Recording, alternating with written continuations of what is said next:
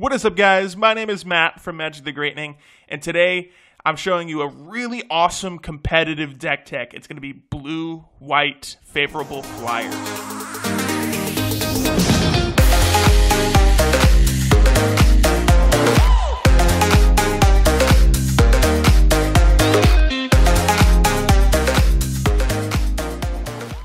Alright, before I show you the deck list and what I put together here, I do need to point out that the deck I'm going to show you is about $100.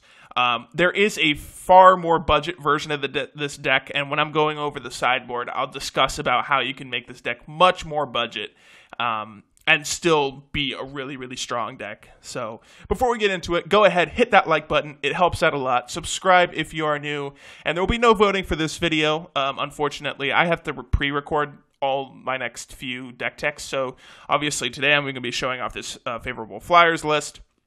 In a few days, I'm going to show off my black red aggro, and then in the following days after that, I'll be showing off Esper approach control, which I didn't actually make the deck, I just put my own little tweak on it. But anyway, let's get into it.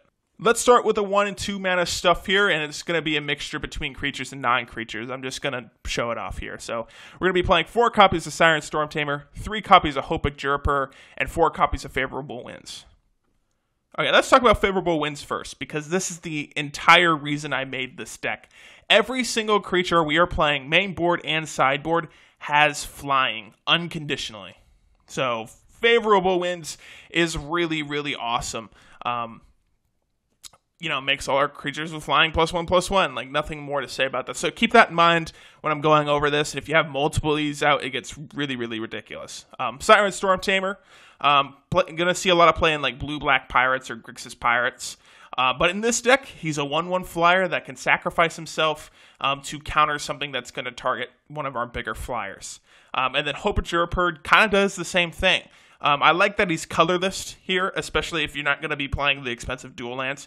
But for 1 mana, you get another 1/1 flyer, but you can sacrifice him, and then until your next turn, target player who was dealt combat damage by this turn can't cast non-creature spells. Again, very good against control because there's a lot of removal running around right now, and if we can limit that as much as we can, that's awesome. Alright, let's talk about the rest of the 2 mana stuff and some 3 mana stuff here. We're going to be playing 4 copies of Skyship Plunderer, 3 copies of Stormfleet Aerialist, and 3 copies of Jace Cunning Castaway. Okay, so you could kind of notice that Stormfleet Aerialist seems bad. He's a 2 mana 1/2 pirate that you need raid to make a 2/3. But if you do have raid and favorable winds out, he's a 2 mana 3/4 flyer, which is still really, really strong. Skyship Plunderer, if you haven't seen the combo yet, is a 2 mana 2/1 flyer, very aggressive, but whenever he deals combat damage to a player, for each kind of counter on target permanent, keyword permanent, or player get that permanent, or player another counter of that kind. And then, of course, Jace Cunning Castaway. This is the entire reason I took out budget with this deck list I'm showing you, because the combo between Skyship Plunderer and Jace is just too strong. On turn 2, you play Skyship Plunderer, Turn 3, you drop a Jace and +1 him. You get in with Skyship Plunderer, loot, and put the 5th counter on Jace. The following turn, you ultimate him off, and then you +1 both of his other ones. Skyship Plunderer, loot twice, yada, yada, yada. You basically win the game there. Being able to ultimate a Planeswalker the turn after it comes out is completely broken. This combo is ridiculous. Most of the times, your opponents just concede the moment they're like, oh, great, you have already 5 loyalty counters on Jace. Like, obviously, Lightning Strike can stop that. Any, like, shocks or a braid, what they're going to bring in, by the way. But it's a really awesome combo, and if you could pull it off, it's super sweet. But outside of the combo, like, Jace isn't just in here for that super awesome combo. He's really good at drawing his cards. We don't have any card draw in main or side. Well, some of the sideboard, but we don't have any card draw in the main board. And this can help us loot, which is awesome. Can put out 2/2 blockers if we're behind. And again, we talked about his ultimate, super game breaking, and basically should just win you the game right there on the spot. Alright, we're going to go over the rest of the creatures here. We're going to be playing 4 copies of Kinjali's Sunwing, 4 copies of Dreamcaller Siren, and 3 copies of Angel of Sanctions. Kinjali's Sunwing is an awesome card. For 3 mana, you get a 2/3 that says creatures your opponents control enter the battlefield tapped. a very good tempo card. If you're trying to push lethal or you're being very aggressive, which this deck wants to do, if they try to put out a flying blocker, like they have Whirler Virtuoso, oh, those Thopters aren't going to be able to block this turn. I'm sorry. And you still get to be able to swing in.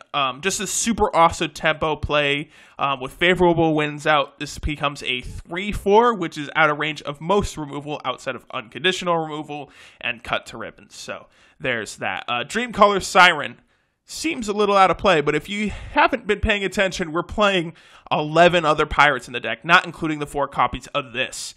We have Siren Stormtamer, Skyship Plunderer, and Stormfleet Aerialist. So Dreamcaller Siren is really awesome in this deck. I really love this card in this specific deck because not only is it a flash flyer, that's a 3/3, but he can tap up to 2 target non-land permanents. So on turn 4, you can leave up a counter spell. For maybe they have Fumigate, or you're on the draw and they have Fumigate next turn because they're on the play or something like that. You can leave up a counter spell for that. Or if they don't play anything that's worthy of countering, you just flash this out on end step, tap down, do blockers, get in with a whole bunch of flyers. It's just a super awesome card in this deck, even if you don't have pirates out. So no reason not playing this. And as for Angel of Sanctions, now it's really up to you what you play in this top end of the curve here.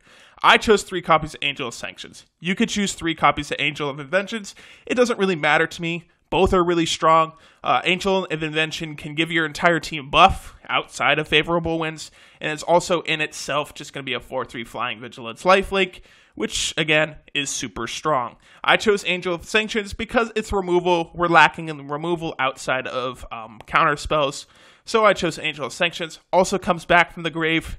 Angel of Invention dies to a lightning strike if you don't have a favorable wins out. So I felt like Angel of Sanctions was the correct pick here. But honestly, it doesn't matter. You could play either or. They're about the same price. So, yeah. All right, let's talk about the last 2 things we're playing in the deck. I told you we're playing some counter magic, so here it is. We're playing 3 copies of Lookout's Dispersal and 3 copies of Spell Pierce. Again, we're playing a whole bunch of pirates in the deck, and it's not my fault a whole bunch of the pirates are flyers, and they're really good aggressive flyers. So Lookout's Dispersal is just a better mana leak. Like, there's nothing wrong about that. A 2-mana counterspell that they have to pay 4 for. And then Spell Pierce, kind of the same thing.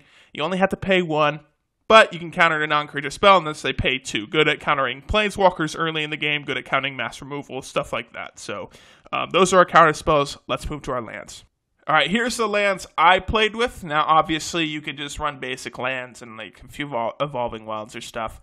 We're mostly playing blue in the deck. This deck is almost mono blue except for Conjali Sunwing and Angel of Sanctions. Only white cards in the main board. We have a lot of white cards in the sideboard.